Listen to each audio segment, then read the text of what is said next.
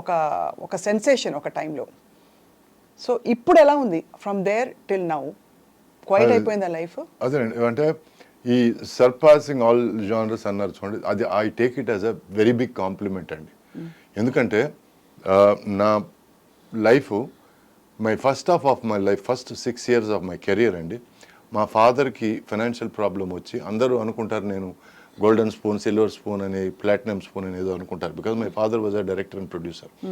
But రాముడు పరశురాముడు అనే సినిమా చేసి ఆయన ఫైనాన్షియల్గా బాగా దెబ్బతిని హార్ట్ ఆపరేషన్ అయ్యి ఆయన అప్పుడు 80s 34-35 లక్షలు ఉంటే, తర్వాత 6 సంవత్సరాలు నేను యాక్టర్ అయ్యి వాటిని అన్నిటిని పూడ్చాను.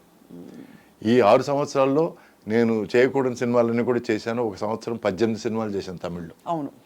సో ఇది అందరూ ఏమనుకుంటారు, రికార్డు కోసం చేశాడు అనుకుంటారు, నేను డబ్బుల కోసం చేశాను యాక్చువల్గా.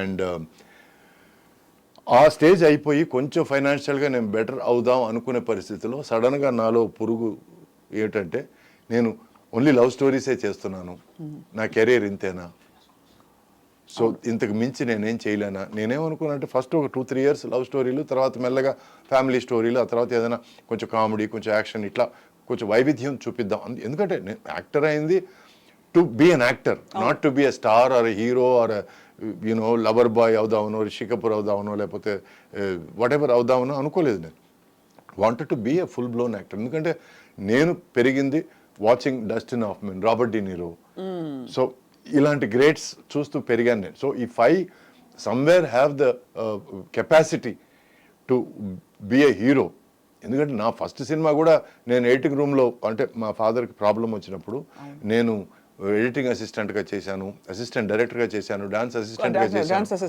సో ఈ 3 కలిపి నాకు ఆన్ ఎ గుడ్ డే 150 రూపాయలు వచ్చేవి. ఈ 150 రూపాయలు ఇంటికి తీసుకెళ్ళి మా అమ్మ చేతికి ఇచ్చేవాడిని. సో ఇట్లా నాకు 6 నుంచి 8 నెలలు నేను ఎలాగో ఫ్యామిలీని గడపగలను. ఈ టైంలో దేవుడి దయ వల్ల నాకు భారతీ వాసు 2 డైరెక్టర్లు క్యాన్లు ఎత్తుంటే వచ్చి, నువ్వు ఎవరు, రేపు ఆఫీస్కి వచ్చే నీకు వేషం ఇస్తున్నానంటే, ఏదో హీరో పక్క వేషం ఏదో అనుకున్నాను. ఆ తర్వాత తెలిసింది నాకు నన్ను హీరోగా ఎంచుకున్నారని. సో యథేచ్ఛగా వచ్చిన ఒక ఆపర్చునిటీ, నేను ఆ స్టేజ్కి వచ్చినప్పుడు ఇలాంటి వాళ్ళలాగా చేయాలి, ఇలాంటి వాళ్ళు చేసిన characters, Robert De Niro, Dustin Hoffman, ఈ పేర్లు చెప్పాను కదా, ఆల్ పచినో. సో ఈ 3 దేవుళ్ళు నాకు ఆ టైంలో.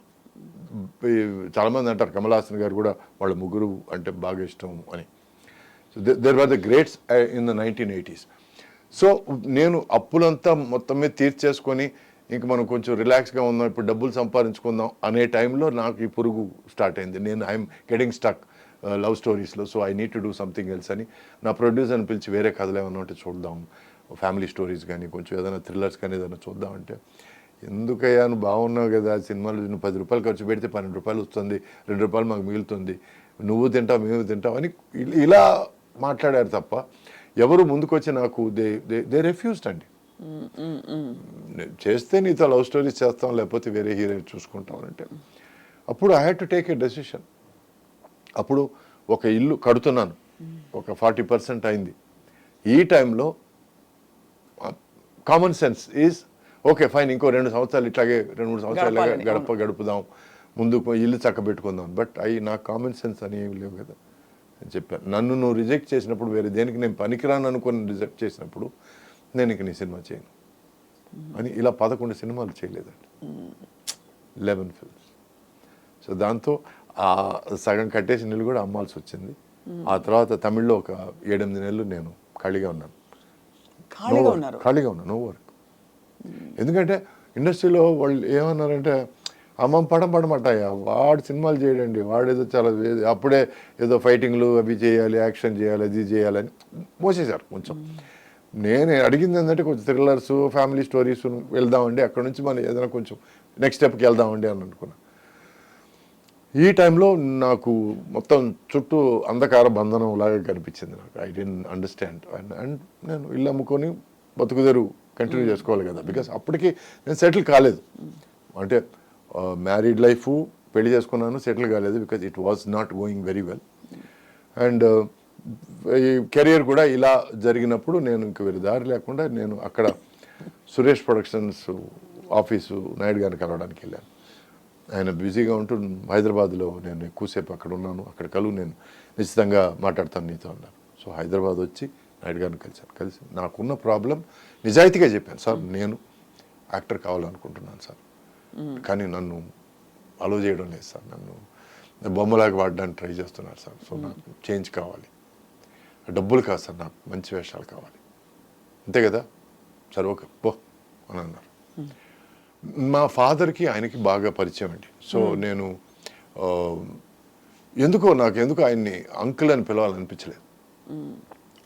అదే అంత రెస్పెక్ట్ ఆయన మీద as a producer, as a Pioneer, as a visionary.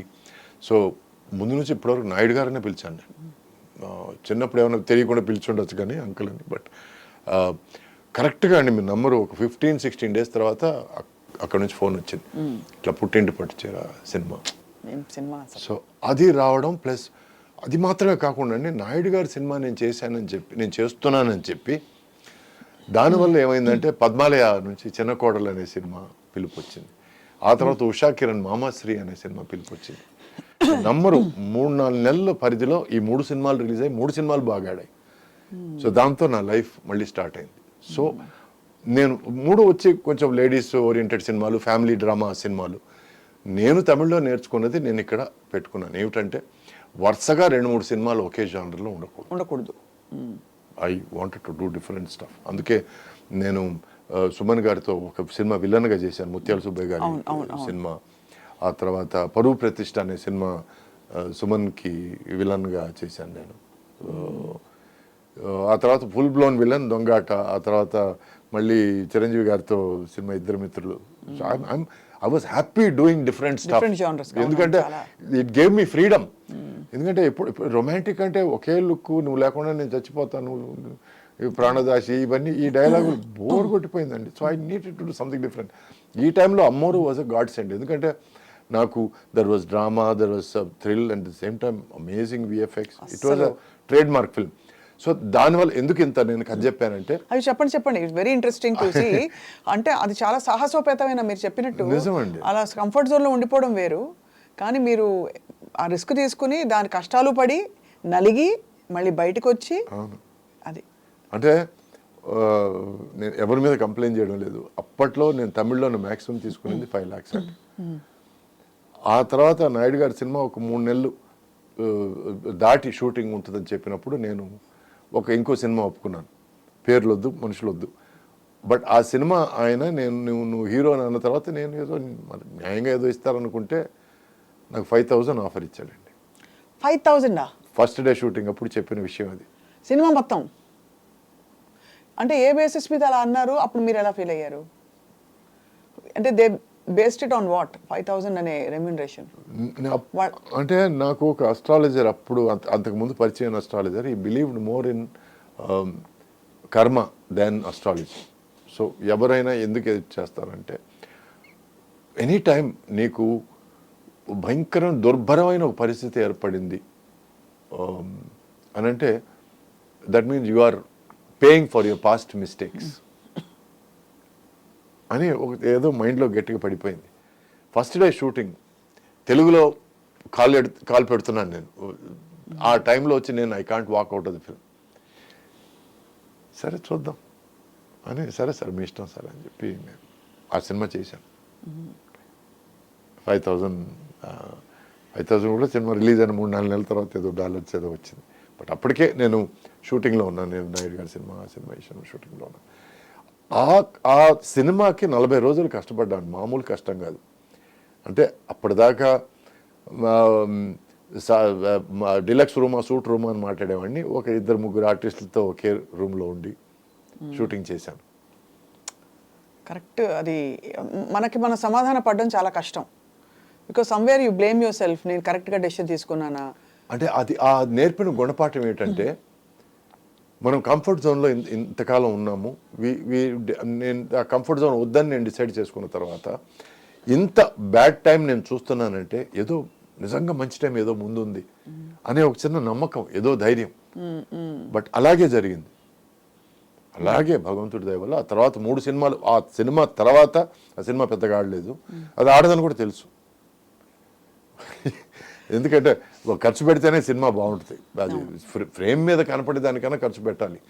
2 ఇడ్లీలు అంటే 2 ఇడ్లీలే, 3వ ఇడ్లీ నేను ఇవ్వను. అనడం కాకుండా ఫ్రేమ్ ఈజ్ ఇంపార్టెంట్, దానికి ఖర్చు పెట్టాలి. సో ఆ సినిమా తర్వాత రిలీజ్ అయిన 3 సినిమాలు బాగా ఆడాయి. సో అందుకే నేను కర్మ సిద్ధాంతం గురించి నేను ఇంత చెప్పింది. Because every time life makes you struggle, that means you have to embrace it. ఇప్పుడు అట్ ఎనీ పాయింట్ అండి నాకు ఒకానొక పరిస్థితిలో ఇది ఎవరి తప్పు కాదండి, ముత్యాల సుబ్బయ్య గారి డైరెక్షన్లో ముత్యాల సుబ్బయ్య గారి సినిమా హీరోగా యాక్ట్ చేసిన తర్వాత రాజశేఖర్ హీరోగా నేను సాయి కుమార్ సైడ్ క్యారెక్టర్గా యాక్ట్ చేశాం. ఓ సినిమా ధర్మయుద్ధం అనే సినిమా.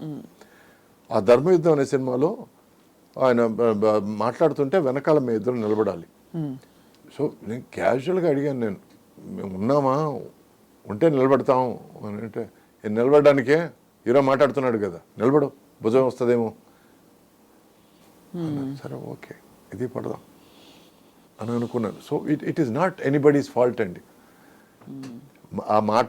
ఆ పరిస్థితి వాళ్ళని మాట్లాడిస్తుంది, ఆ పరిస్థితి మనల్ని పడనిస్తుంది. బట్ నేను నాకు ఈక్వల్ క్యారెక్టర్ ఉంటుందని నమ్మి వచ్చాను అక్కడికి. బట్ వచ్చిన తర్వాత పరిస్థితి అది కాదు. కానప్పుడు గొడవలు పెట్టుకోవడం దేనికి, అది ఒక గుణపాఠంగా పెట్టుకొని ఇంకా నెక్స్ట్ జాగ్రత్త పడ్డం తప్ప మనం చేయగలిగింది ఏం లేదు. కానీ వాకౌట్ చేయాలని ఎప్పుడు అనిపించలేదు, గొడవ పెట్టుకోక్కర్లేదు, but can't you walk away from something that is not. నేను ప్రొడ్యూసర్ కొడుకునండి. సో అక్కడ ప్రొడ్యూసర్ కొడుకు అవతారం బయటకు వచ్చేసి యూ ఫీల్ అలా ఇంజస్టిస్ చేయకూడదు. ఇప్పుడు వాకౌట్ చేసేస్తే దానివల్ల నష్టం ఏమిటి, ఎంత నష్టం ఉంటుంది? ఎథికలీ చాలా ప్రొడ్యూసర్ కొడుకు కాకపోయినా మీరు కరెక్టే చెప్తున్నారు, కానీ ఆ థాట్ వస్తుంది కదా, ఎందుకంటే మీరు ఒక వెలుగు వెలిగిన హీరో కాదండి. ఇప్పుడు ఎవరైనా సరే తిరిగి నువ్వు అడ్వాన్స్ తీసుకున్నప్పుడు నువ్వు ఇవన్నీ నువ్వు పేపర్ మీద రాయించుకోలేదే అని అడిగితే నాకు సమాధానం ఉండదు కదా. ఉండదు, కరెక్టే, అంతే అంతే కరెక్ట్. సో నా జాగ్రత్త నేను పడలేదు, నేను నమ్మాను. ఆ నమ్మకం తప్పైంది, అది ఎవరి మిస్టేక్ కాదు. ఇప్పుడు ఒకవేళ డైరెక్టర్ అనుకోని ఉండొచ్చు, సురేష్ పరిస్థితి బాగాలేదు కాబట్టి ఒప్పుకున్నాడేమో అని అనుకోని ఉండొచ్చు. ఎందుకంటే ప్రొడ్యూసర్ కథ చెప్పాడు కదా, సో సురేష్కి తెలిసి ఉంటుందేమో అని అనుకుని ఉండొచ్చు. లేదు ప్రొడ్యూసర్ వాడు సురేష్ ఇప్పుడు రేంజ్ అంతే అని అనుకోని ఉండొచ్చు. It could be any of those factors, but it is up to me to have been careful.